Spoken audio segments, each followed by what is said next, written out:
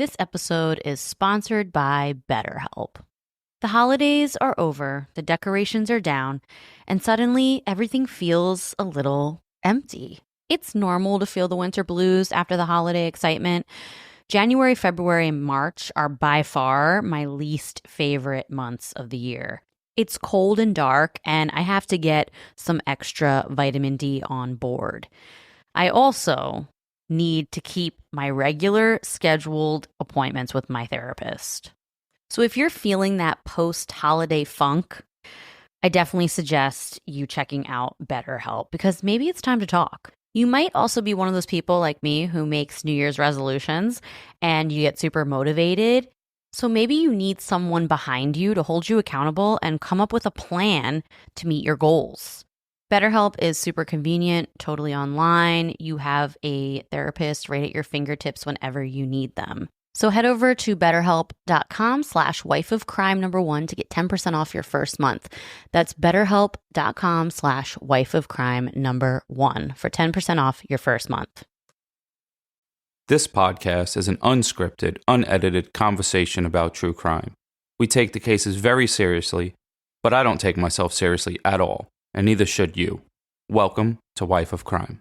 So, Russ, it is Valentine's week. Happy Valentine's Day. Well, just like every year, I have another story for you about toxic love. They say love makes you do crazy things. And in the case I'm telling you today, a man, he would do anything for the woman he loved, even kill. This is the case of Bianca Edmunds and Glen Cassidy.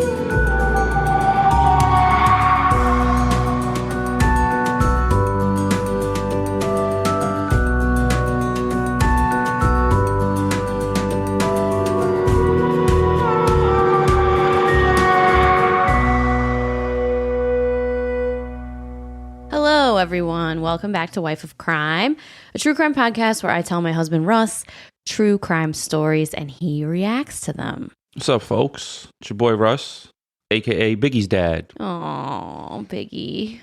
So everyone pretty much knows Biggie. If you don't know Biggie, you probably don't listen to this show. He's like a mascot. Yeah. Yeah. So Biggie is my best friend, and he's been a little sick lately, but he's doing good now.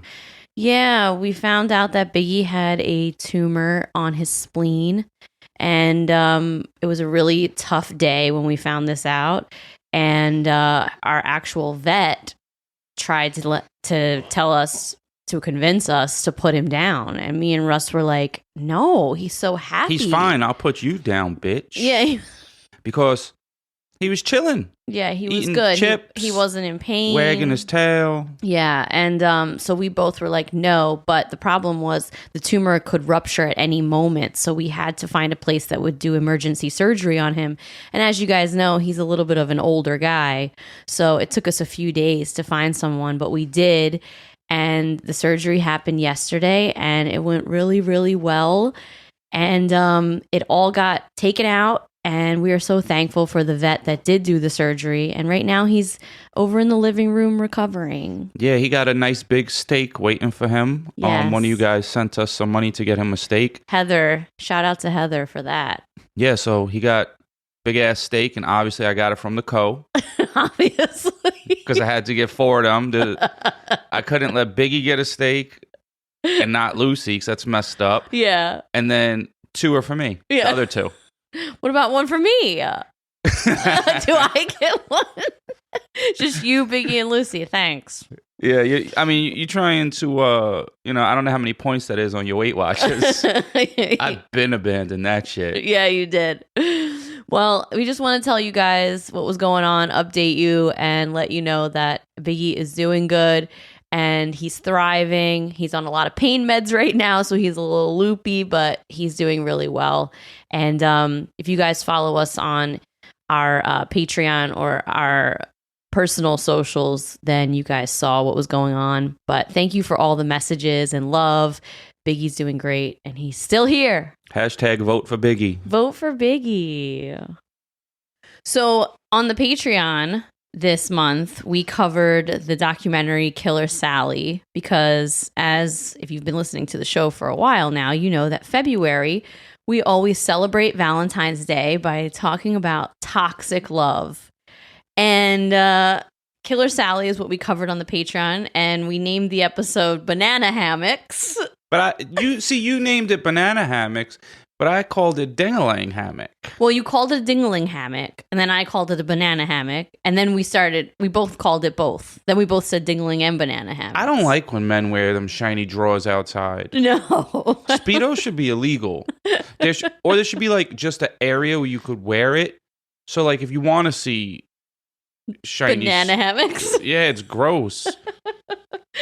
Well, that episode is up and live, so definitely go check it out. And Russ is going to do the patron shout-outs for all the new Patreon people. All right, so you guys know we got the Patreon. A lot of people say they run out of episodes because they binged us, which is pretty dope. Yeah, I can't listen to myself that long. Or Jess. I would mute her, but I can't mute her. So we got a bunch of extra episodes over there. If you run out here, and then you get like cups and shit. What else? a magnet. The refrigerator button. Yeah. And these are the people that joined this week. Megan, Mandy, Stacy, April, Yo Mama. What's up, Mom? Heather Jade. You got 2 names. Erin, Aubrey, Donna, Lanny, Brittany, Debbie, Aurelia, I think. Jordan, Ashley, Emma, Robin. Yeah. I really struggled through that. You did. That's embarrassing. You had a hard time. And for some reason... And they weren't hard names. I got out of breath. I don't know why. Thank you guys so much for joining. We really appreciate it. I'll cheers the beers to you. Cheers, but I have one opened, so... Cheers to you guys. Thank you.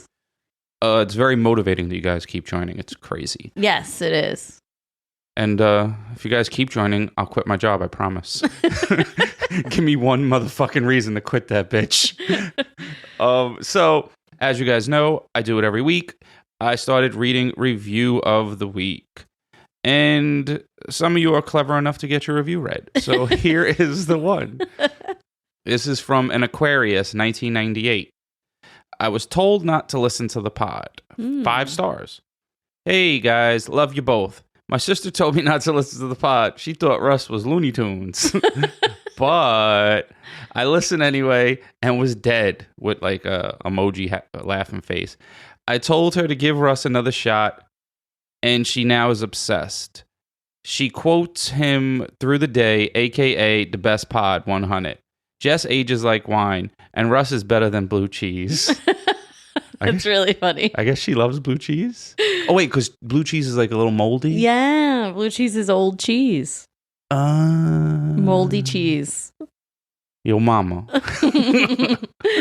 Thank you. We really appreciate it. So by the time this episode comes out, it will have been Valentine's Day. If you still celebrate Valentine's Day, you a corn, bro. A lot of people celebrate it, Russ. A lot of corns. All of you listening. Like, the restaurants are overpacked. Yes. You gotta like I guess you gotta do it in the beginning because girls want to take Instagram pictures and shit. But like, if you've been in a relationship, like, I don't know, we go out to eat. Why is going out to eat on that day more important than the going out to eat we did on Saturday? Yeah, I get it. We don't really celebrate Valentine's Day in this house. Well, you got this treat all the time. Hey, whatever happened to Cupid? Nobody sees Cupid no more. Cupid? Like the little dude with the arrows that shoot you I feel like he's still around. in the butt, and then whoever you see, the first person you see after getting shot with the arrow, you love them? Yeah, I feel like he's still around. I still see Cupid stuff in the Valentine's Day aisles. I mean, you don't really frequent Valentine's Day aisles because we don't get each other presents for Valentine's Day. I also hate cards. Yeah, he's not a card guy. Just like, I want to get, like, she wants to get me a card. I'm like, don't get me a card. It's just someone else's words, and you give it to me. It's kind of like when Biggie rapped and Puff Daddy be like, yeah, I like that. Like, that's what you're doing. You're like, you're ad-libbing, like, take that. Like, you didn't even make that up. Yeah, we don't do cards. We don't do Valentine's Day. Well, I feel like your birthday is a very important holiday. That's the day you were born. That's probably the most important holiday of the year. Jehovah's Witnesses don't like birthdays. Well, everybody else, that's the most important holiday. They probably don't want to be older. That's why. It's very clever, I guess. Maybe. And then Christmas is my other favorite holiday. But other than that, I feel like some of the other holidays that we celebrate throughout the year are dumb. Like, I do find Valentine's Day dumb. Thanksgiving's the best one. I know, you love Thanksgiving. Because you don't got to buy presents. I'm not a huge fan of Thanksgiving, to be honest. I worked for years and years during Thanksgiving Eve because we were bartenders for so long. And Thanksgiving Eve is a huge money night. So by the time Thanksgiving rolled around, I was always kind of like tired and out of it and didn't feel like doing anything on Thanksgiving. When I was allowed to do whatever I want, a.k.a. when I was single, my Thanksgiving tradition was to always get some Chinese food. Yeah. I like Chinese food on Thanksgiving. It's a good tradition. Well, that's good for you. But now a lot of Chinese food stores are closed on Thanksgiving because it's probably like second generation Chinese families. The younger people took over when their parents retired, and they're probably celebrating all of our holidays over here. Yeah. No, that's true. Well, it's the week of love. And, we don't necessarily celebrate Valentine's Day in this house, but over the past few years, we've made it our tradition to celebrate it by talking about toxic love on the podcast. I was curious, where did Valentine's Day actually stem from? Where did it actually come from? Wasn't there like a St. Valentine's Day massacre or something like that? No, I'm looking for like the origin of it. So you can Google it, and it gives different theories. Some are nice and sweet, but I need to find out how it all started. So I look deeper. And this is the history of the Day of Love. Are you ready? A holiday celebrated by ancient Romans called Lupercalia was actually a ceremony held on February 15th to honor Lupercus, the god of fertility. But he was the god of fertility over livestock, not people. Oh, so they could have food. So, as the ceremony goes, people would gather at the cave where Romulus and Remus were raised by the she-wolf. And at this cave, they would engage in a day of animal sacrifices. They would sacrifice dogs, rabbits, goats. This is the most backward shit I ever heard. And then after killing the animals, two men would step up and rub blood from the animals all over their heads, and then they were instructed to laugh hysterically, which no one knew why. They were just instructed to do that. So after this part of the ceremony, everyone would eat a ton of food and get really drunk, and then all the men in the place, would strip naked and cover themselves with the carcasses of the dead animals, hoping to look like Lupercus. And then they would cut pieces of skin off the dead animals, and they'd walk around and start hitting everyone with it. As Russ says, the men would start running around giving everyone the wong bong. Giving wong bong right in the head. They would, with pieces of the skin from the dead animals that they just murdered. So this celebration went on until about the 5th century, like the year 400. And like many of the holidays we celebrate today, it became Christianized by the Roman Church. Pope Gelasius I decided to rename the holiday. Julio Iglesias the First? No, Pope Gelasius I decided to rename the holiday St. Valentine's Day and have it fall on the 14th of February, the day before Lupercalia, to honor St. Valentine. So Pope Gelasius was well known for his hatred toward pagans and pagan beliefs, and he wanted to eradicate all of them and turn them, like a lot of Christian leaders did at the time. They would turn these pagan holidays, appropriate them, and transition them into the Christian holidays to make it easier for people to acclimate to and convert to Christianity. So did they steal Santa Claus and put Jesus there? Or was Jesus first? So Jesus, well, I'm not going to go into the whole history of Christmas because that's too long, but it's from Yule, which is the Yuletide carry. Well, Yule is the pagan winter celebration, the celebration of Yule, and they have like big feasts. So Christians took Yule and put Christmas at that time. Even though Jesus was actually born in the spring, they put Christmas at that time so that the pagans of the time would have their Yule feast and do it at Christmas, and then they could transition to a Christmas holiday. Wow. They're like, hey, important day for you? Psych. Well, gotta go to church. That's what happened when religion took over. Shit was crazy before science, though. Like, they're over there, they didn't know how, like, fertility worked, so they start slapping each other with, like, animal skin, and you want these animals to breed more animals, because you need more animals, but you're killing them. No, the livestock is what they wanted to make more animals. So they took like dogs and goats and fertile animals, and they sacrificed them with hopes that their livestock would have a good season. Man, before science, shit was weird. So yeah, they would cover themselves in the carcasses and the blood of these animals. It was very barbaric.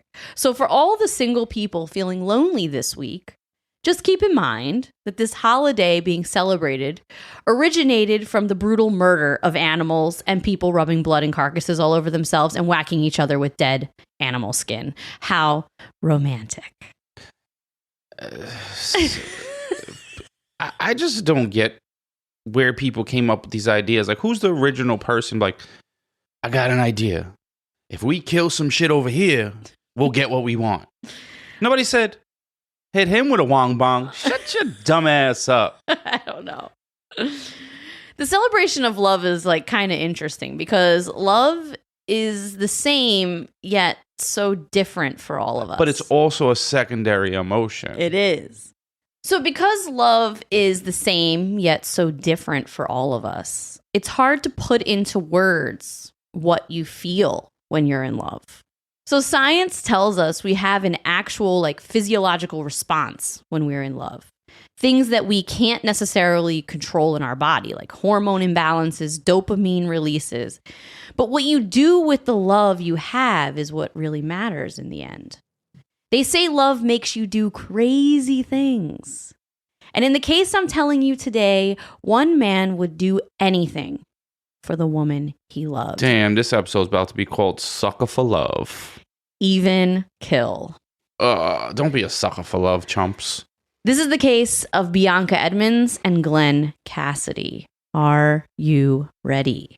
Yeah. In 2012, in West Meadows, Australia, we're going down under. Hello, all of our Aussie peeps. Yo, just watch some good ass UFC fights in Australia. Those Australian fans, they are crazy. They had such a good time. They were the loudest, but no one got it on New York fans because we'll start chants about your mama. Literally, we'll make fun of your hairline in sync and like. Yes, New York fans are brutal for sure.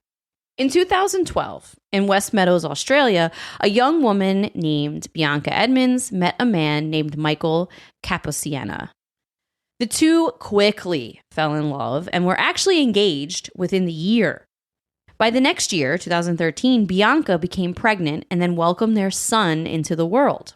From the outside, it looked like a whirlwind romance. But behind closed doors, things were not actually okay. The two began fighting all the time, and it seemed as if their entire relationship was rushed way too fast before they could actually get to know each other. By 2014, the couple separated, and they began a brutal custody battle. Michael wanted partial custody of his son, but Bianca was not having it. I hate when I hear like people using basically children as like Pawns. Weapons or you know, like you're hurting your child. Like, so you're not even helping anything except using your child to hurt someone else. At this point, Michael was only allowed to see their son once a week, and it had to be a supervised visit, which sounds incredibly unfair, especially since he seemed, by all accounts, like a good guy and a good father. But just like most custody battles, this one got really ugly. There was a lot of anger, resentment building up between them, and by 2015, Bianca and Michael truly hated one another. Last year, Save More Money was the most popular New Year's resolution in America. Clearly, a lot of us feel like our money is slipping through our fingers. Well, I don't know about you, but I'm not the best saver, and I don't know much about investing until I started saving and investing with Acorns. Turns out you don't have to be an expert at all because Acorns will recommend a diversified portfolio that fits you and your money goals.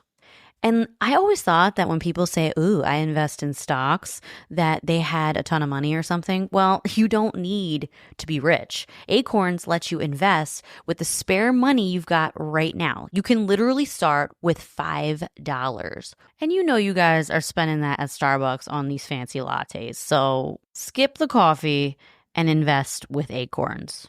You don't even need a ton of time. Like you can just sign up and start investing within 5 minutes. Head over to acorns.com/wifeofcrime or download the Acorns app to start saving and investing for your future today. That's acorns.com/wifeofcrime. You guys already know because we have been talking about them for a while now. Via Hemp is by far one of our favorite sponsors we've ever had, okay? We use their products all the time. Maybe you're a little like me. You're a little anxious. You have a hard time settling down. You're kind of wound up a lot. If that's you, Via Hemp products are for you. Check out their website. You will find something that speaks to you. Maybe you're like Russ. You have a hard time sleeping because you have bad nerve pain or chronic pain. Then Via Hemp is for you because their gummies will help you get some quality sleep. Maybe you're looking to have a really good time. Maybe you just really like edibles. You want to laugh. You want to get the munchies. You want to watch a movie and have a really strong belly laugh. Then Via Hemp products are for you, okay? They're literally for everybody. So head over to viahemp.com, promo code wifeofcrime1 to get 15% off your first order. That's viahemp.com. Wife of Crime #1 for 15% off your first order. Not long after separating from Michael, Bianca met a man on Tinder named Glen Cassidy. Glen was 49 years old at the time, which was 13 years older than Bianca. No relation to Butch? No. He was nice, a simple guy from Shepparton, Australia. He operated heavy machinery on construction jobs, and he was a very hard worker and an expert machinist. But Glen, however, was not formally educated, and he could not read and write very well at all. He was almost completely illiterate. That's not even the person's fault they can't read. That's always the parents' fault, really. No, yeah. Unless they were born with some real problems. Mm-hmm. Well, he was, like I said, he was a hard worker and he was a really good machinist, and he worked on these construction jobs operating this heavy machinery. Not knowing how to read got to be crazy, though, because how do you even, when you go to the store, know which chips or what? So he could read... By the color of the bag? He could read and write, but simple things. He didn't know how to spell words properly, and he didn't know how to use any type of grammar or anything like that. Oh, he would have thrived with autocorrect. Yeah. Well, this wasn't that long ago, so he definitely had autocorrect. Wait, how long ago was this? This was 2015. He was a nice man, but he was definitely quite gullible. So when Bianca Edmunds came into his life, he was happy that a young, attractive woman was giving him the attention he craved, but he was also totally blinded by this love. The couple moved very fast, and within a year of meeting, the two moved in together and got engaged. A lot of Glen's friends warned him about her, saying they had a bad feeling about this girl, but Glen wasn't hearing it. He was head over heels in love. Sucker for love. Meanwhile, Bianca and Michael are still in a brutal custody battle over their son. Michael had moved about 100 miles away to Melbourne, and he too met another woman. Her name was Silvana, and he was in a new relationship as well. Bianca and Michael constantly fighting over their son naturally caused tons of tension and anger to build up in their new relationships. Silvana always took Michael's side, but she was so tired of all of it. And because of the accusations Bianca made against Michael, Glen hated Michael. He hated that Bianca was still fighting with him, hated even hearing his name. He hated the fact that he was any part of their lives. Over the course of the next few months, a real feud began building between the two men, and Bianca's grand plan started slowly unfolding. Because, see, Bianca is a very clever manipulator. She knew it. You get you one of them dudes that was in special ed as a kid, they're strong as fuck. You ever see how far they could throw a table or a chair across the room? You don't fuck with them kids. Well, she was a clever manipulator, and this was what she wanted all along. She was going to use Glen to get rid of Michael. Glen is strong, I already know. And secure her name as the Australian Black Widow. According to multiple sources close to Glen, Bianca would often call Glen spineless and weak in front of his friends. She would say he isn't a real man. He has no balls because he lets Michael do this to them and isn't willing to protect his family. What a piece of shit. Bianca was also sexually manipulative. She would hold back sex if he didn't agree to do what she asked. I heard a lot of stories of women doing stuff like that. Women use sex as a weapon. This isn't abnormal here. Well, she would have sex with him and then stop before he finished every single time. And she told him this wouldn't change unless he completed a mission for her. The mission, kill her ex, Michael. That's the craziest thing I ever heard. Yeah, she would stop every single time. Wow. Yeah. Yeah. There's a joke there. I just can't think of it. I was just a little shocked. So on March 12th, 2016, 000, which, fun fact, is Australia's version of 911, received a frantic phone call. That's easier to dial if you think about it. It is, yeah. Received a frantic phone call from a woman in Melbourne. The woman said that a man showed up to the couple's home with a sawed-off shotgun, and her boyfriend Michael, armed with a knife, answered the door. The two men started fighting, but suddenly the man with the gun held it up and shot Michael in the face. Well, Glenn did it. The man then came after her, but didn't realize that before Michael died, he had stabbed him with a fatal stab wound to the abdomen. As he attacked her, the man began getting weaker and weaker until he too collapsed and died. The intruder was Glen Cassidy. Know it. He had completed the mission Bianca set for him, but ended up losing his life in the process.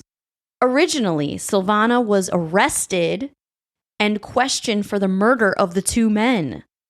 But once, which is crazy to me, once she gave authorities all the details about the feud between the couples and the year-long brutal custody battle, Silvana was released. But that's crazy that she was arrested, in my opinion. Authorities would begin an investigation into this crime that would end up going on for years. They would uncover a lot of circumstantial damning evidence against Bianca.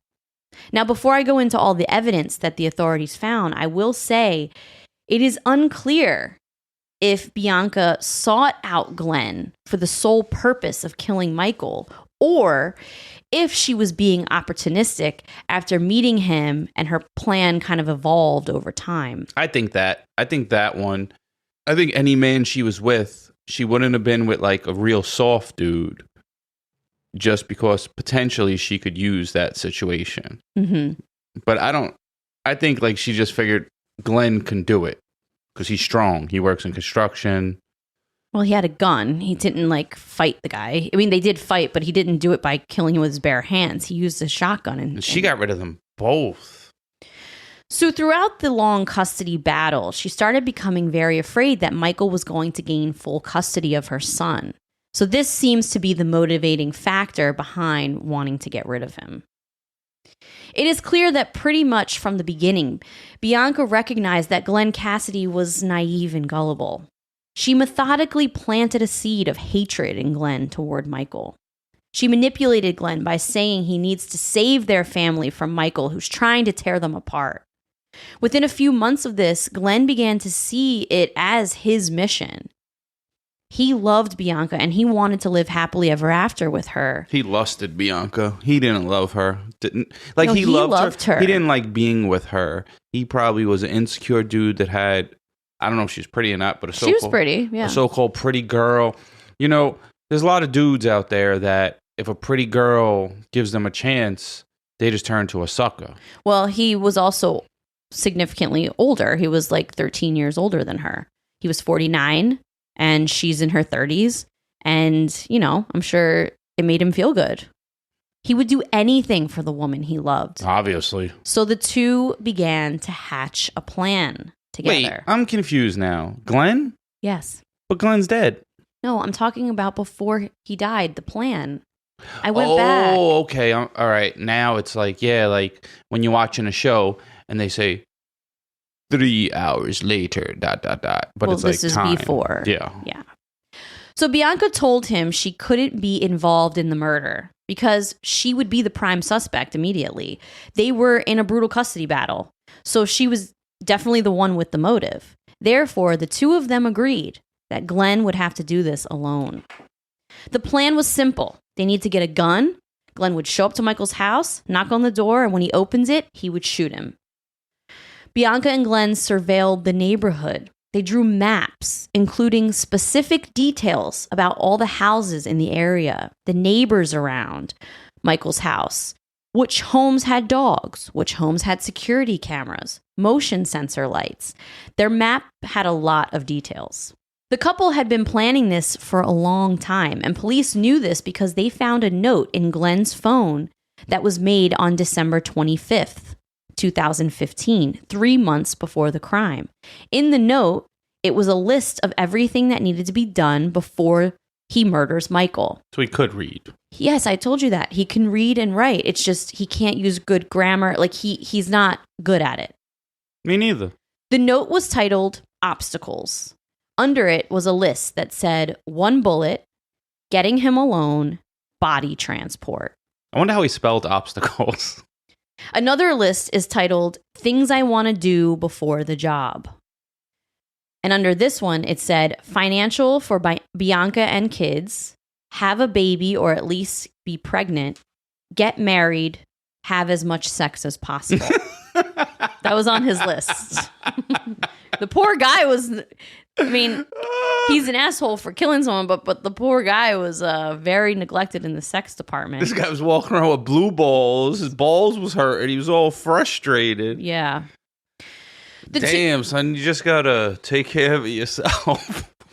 The two of them originally planned the murder to happen the first week of March 2016 because Bianca would be out of town at her mother's house, which gave her a solid alibi. But this didn't work out because Michael ended up going out of town as well. So the entire weekend, Glenn sat in his car outside of the home of Michael and Silvana, waiting for them to come home.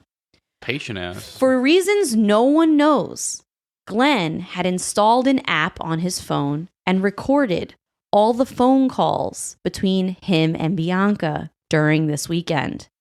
In the recordings, in case shit fucked up and she flipped on him. Well, in the recordings, you hear them refer to the murder as the job.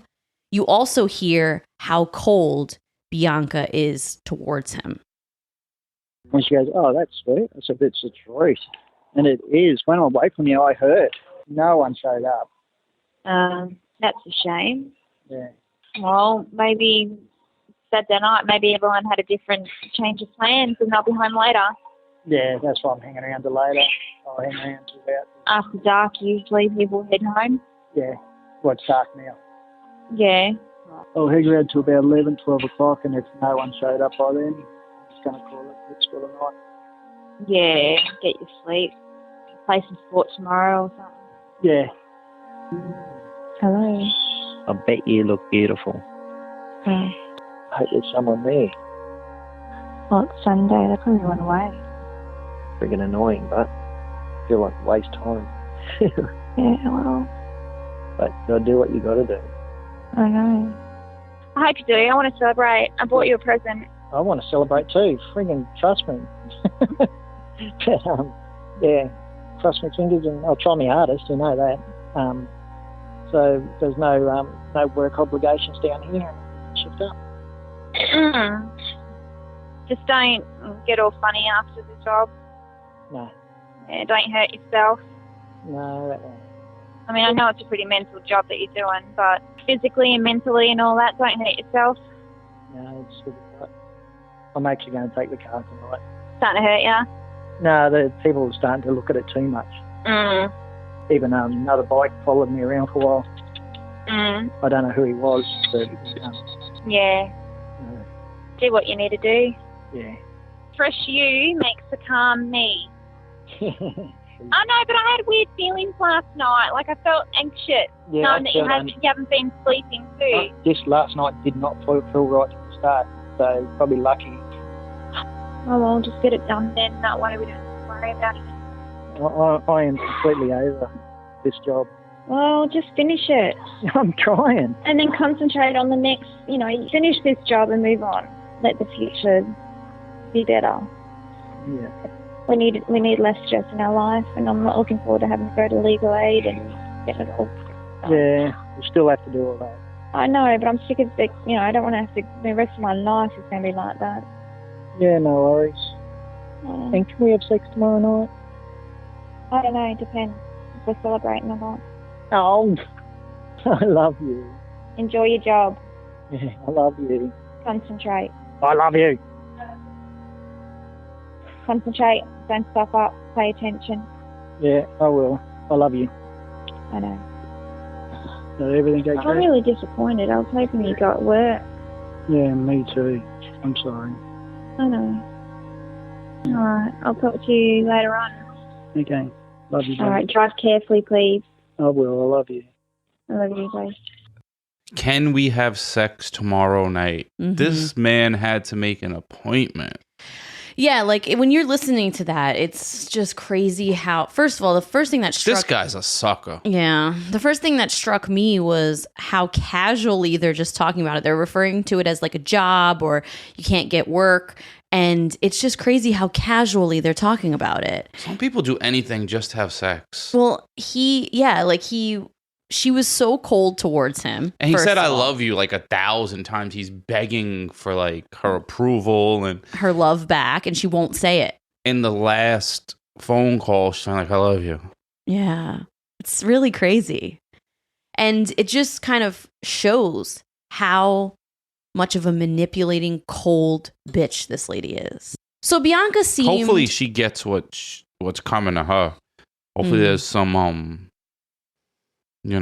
something bad happens to her. It sucks for the kid, though.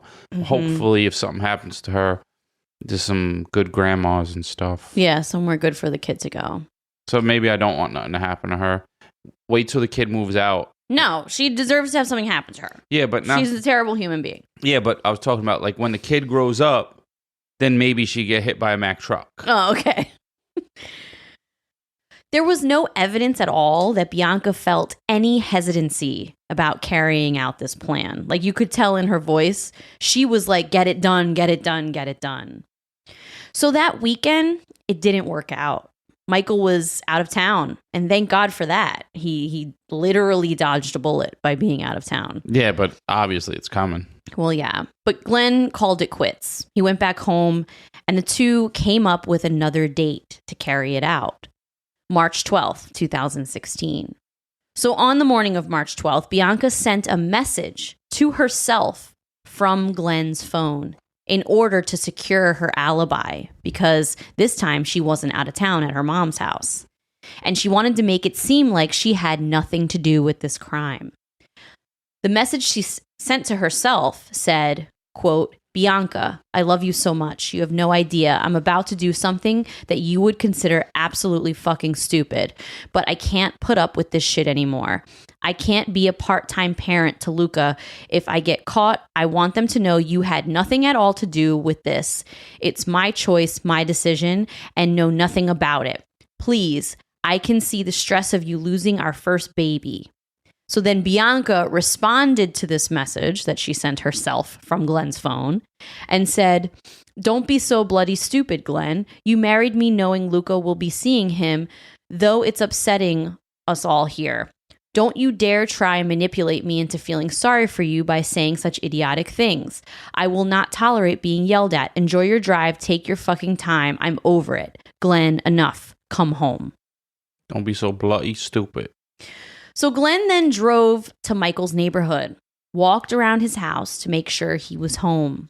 He went back to his car, grabbed the shotgun, and then knocked on Michael's door. Luckily, Silvana saw that it was Glen through the window, and that's what made Michael go and grab the knife.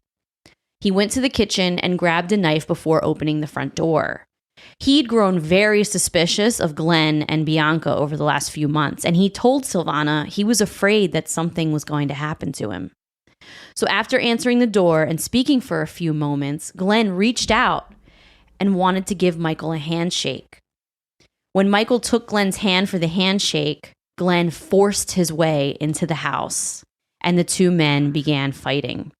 That's when Michael stabbed him in the abdomen, and immediately after he got stabbed, Glen shot Michael in the face. It's interesting that Michael had a knife on him.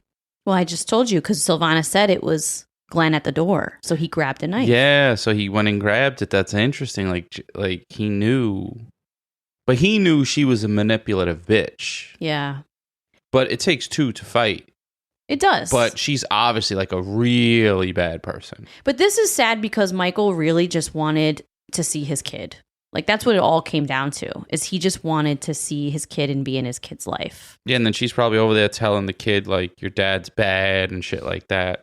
So remember how I told you in the beginning that Silvana was initially arrested and suspected for the murder of the two men? Yeah.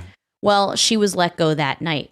But Bianca, she wasn't even looked at all. For months and months, she got away with it. She even collected $300,000 from Michael's life insurance policy that had been left to her son. Wow. So it seems as if Bianca got away with murder. Nah, otherwise she wouldn't be on this podcast. But about 11 months after the crime, a local media outlet reported on the murder again and asked if anyone in the public had any information. And Glen Cassidy's friends came forward. See, he was recording these conversations. He definitely was saying stuff. So they told police that they believed Bianca was behind this. They said they had heard her say that he was a spineless prick on multiple occasions and that he should, quote, take care of it if he's a real man. Glen's friends also told police about how she would use sex to manipulate him. So cops brought her in for questioning. Unfortunately, after hours of questioning and no real way to connect her, they had to let her go. Months and months pass, and Bianca continued living it up on that $300,000 that she got from Michael's estate. Everyone slowly forgot about the deaths of Michael and Glen, and the media stopped talking about it. She was eating the finest kangaroo burgers over there.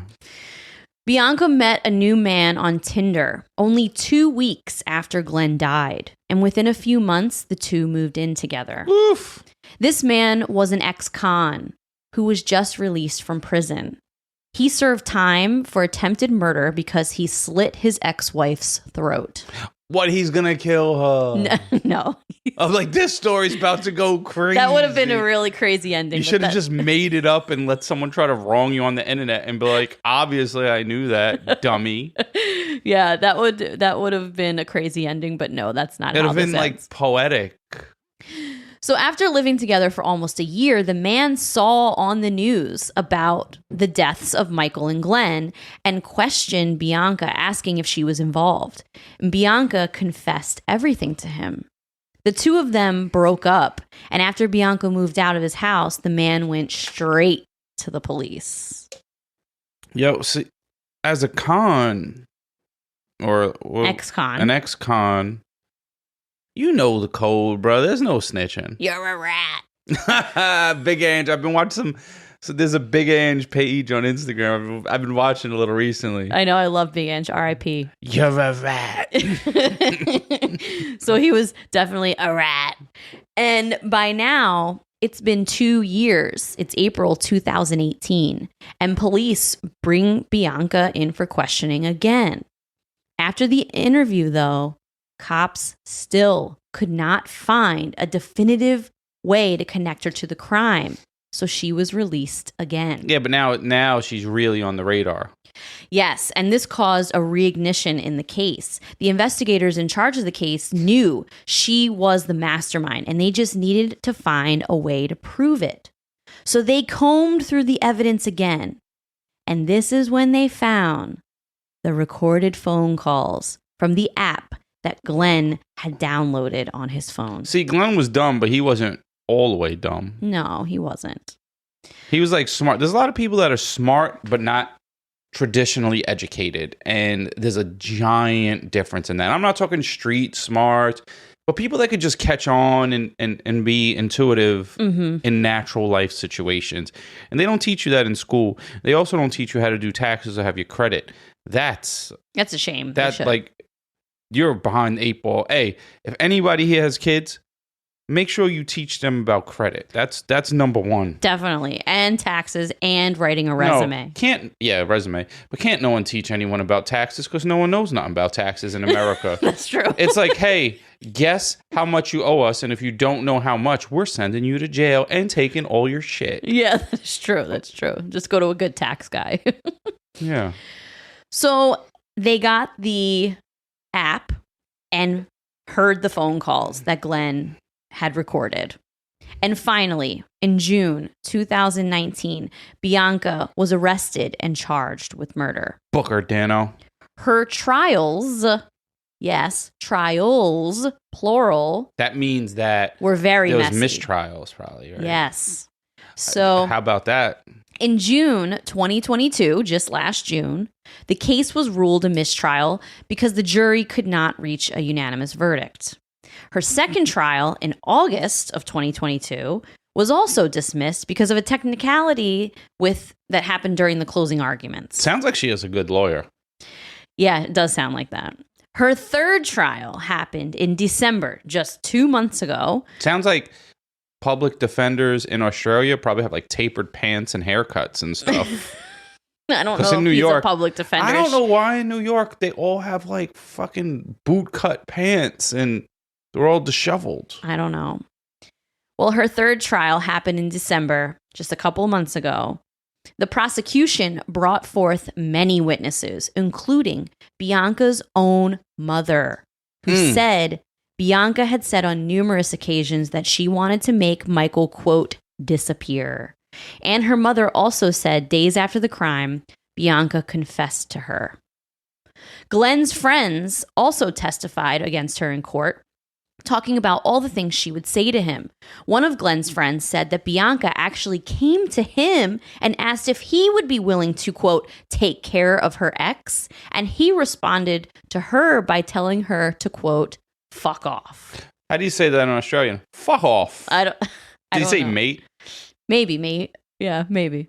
Hey, we got a lot of Australian peeps. We do. We have a lot of listeners. Yo, Australia sounds so good. You know why? Their accent? You love their accent? Yeah, but it's fucking freezing here, and they're over there sweating their balls off. Oh, they are. Having shrimp on the barbie.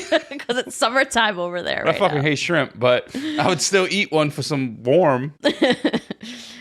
So this same guy also said that while he was at the couple's home one day, Bianca came home with a sawed-off shotgun wrapped in cloth that she said she just bought for $100 in Melbourne earlier that day. Bianca pleaded not guilty, and her lawyer argued that Glen acted all on his own accord and that she had no idea he was planning any of this. But finally, in December 2022, Bianca Edmunds was convicted for the murder of Michael Caposiena. She has not been sentenced yet. Australia does not have the death penalty, so she will be serving 25 years to life, and her sentencing will probably happen within the next few months. So I have something interesting to talk about. Do we think she deserves as much time as the person that physically committed the crime? Yes, I do. Do you? No. Why? Because he was a dumbass that actually did it. Yes, but she deserves a penalty, and she's a bad person, and the Earth's better if she's not in the Earth or on the Earth. But I'm more of the sticks and stones generation where, like, that's just words. Like, she definitely deserves a penalty, but I don't know. And someone might give me a 1-star review. But you know what? I'm glad you're gone.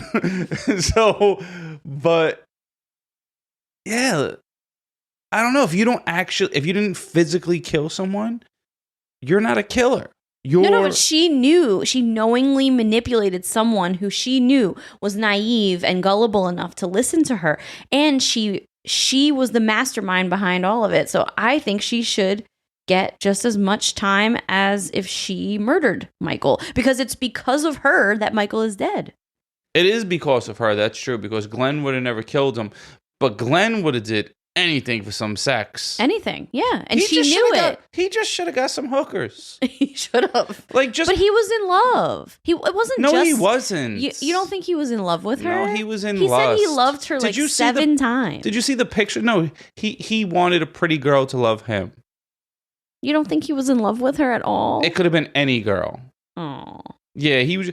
We all got these friends that could, like, just fall in love fast. Listen, I don't... Part of me feels a little bad for Glenn, although I don't want to feel bad for him because he murdered someone. Like, he still murdered somebody. So he's bad for that. I don't know if he was a bad guy in general, because he did have a lot of friends and his friends all speak highly of him. But you could tell he was a good character dude, but he was a sucker for love. Yeah. Everyone has these dudes that are sucker for loves. We all know it, fellas. There's some fellas that listening, and don't be that guy. Your friend gets a girlfriend, and now he starts doing dumb shit. He might be wearing the same sneakers as her. He might... I don't even know what else. It's just like he's just not himself no more. He don't hang out no more. Yeah. He can't go to a game with you because he's whipped. Yeah. It's like he's pussy whipped. That's what we used to say. There's People a lot still say that nowadays. Probably. There's a lot of girls out there, man. You don't gotta get one like that unless you have low self-esteem. That's the problem. Well, that's usually the problem, and I'm sure Glenn did have low self-esteem. You got to be like Remy Ma. You got to be like, I look too good for this shit. Yeah. What's it called? Conceited. The song Conceited by Remy Ma. Do yourself a favor. If you're not feeling good, go listen to Remy Ma, Conceited. Yes. And just know that you're too good for shit. Yeah, no, that song definitely will build you up. It's a vibe. Yeah, it's definitely a vibe. But Remy Ma lived in our complex. We've told this story before. So I do feel like she deserves the same amount of time. I don't. I believe she deserves a penalty. Well, how long would you give her then? 25 years? You think that's too long?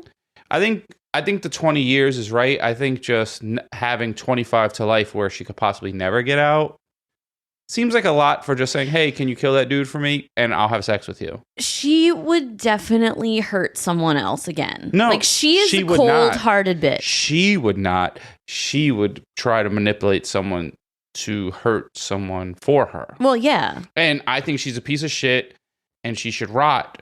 But when it comes down to it, I think the people that do the killing is way worse. Okay. I mean, I see your point. I don't know. Now I'm on the fence. I'm curious what you guys think. Well, sometimes... Let us know in the comments. When you're on the wall, you could fall off like Humpty Dumpty and all the king's horses and all the king's men couldn't put you back together again. I have no idea what you're talking about at this point.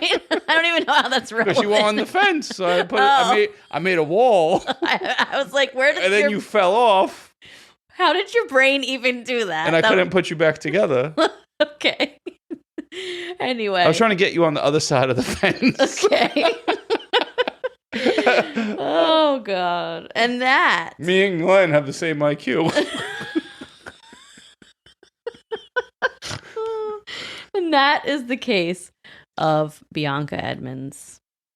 Happy Valentine's Day, everybody. Yeah, now she's over there. Orange is the new black and shit. Maybe she'll get like a lover in jail.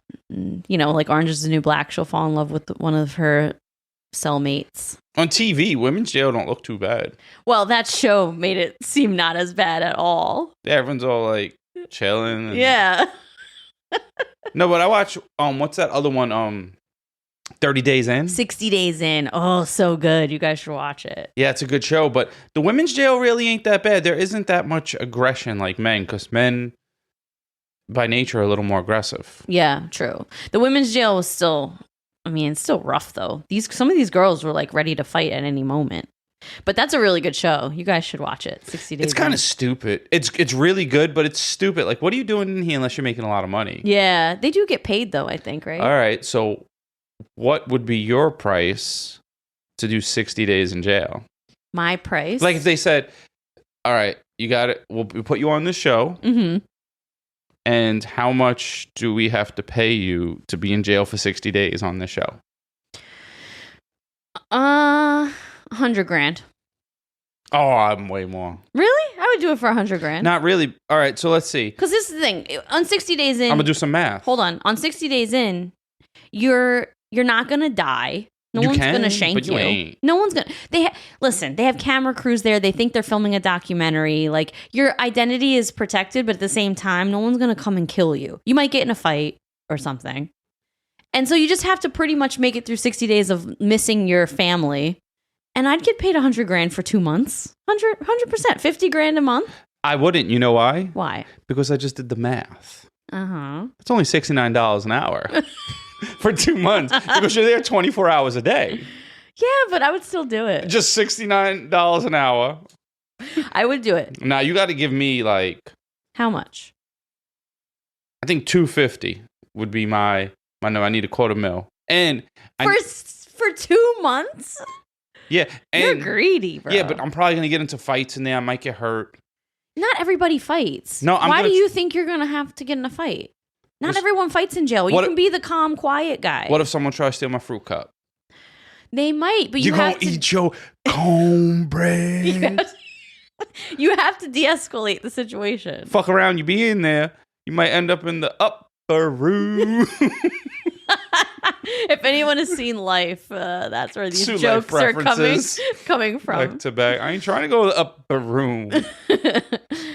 All right, everyone. Well, have a wonderful week. How much would $250 be? So I think it's like 1,440 hours for 2 months. So if it was $250 divided by that, it's only like $175 an hour. That's still a lot of money. It is for like a real job. Yeah. But like if you're in jail, that's a lot of money though. All right. Well, hopefully you guys had a wonderful week of love. And if you're single, just remember that Valentine's Day is bullshit anyway. And the holiday it originated from is very barbaric. So just think about that if you're feeling lonely this week. Hey, folks, if you're feeling lonely, just go on Tinder. I don't know if it's swipe or tap. Do that. Find someone that's attractive and just Netflix and chill, folks. Everyone's on there for the same thing. Have a wonderful week, guys. We will talk to you later. Bye. Peace.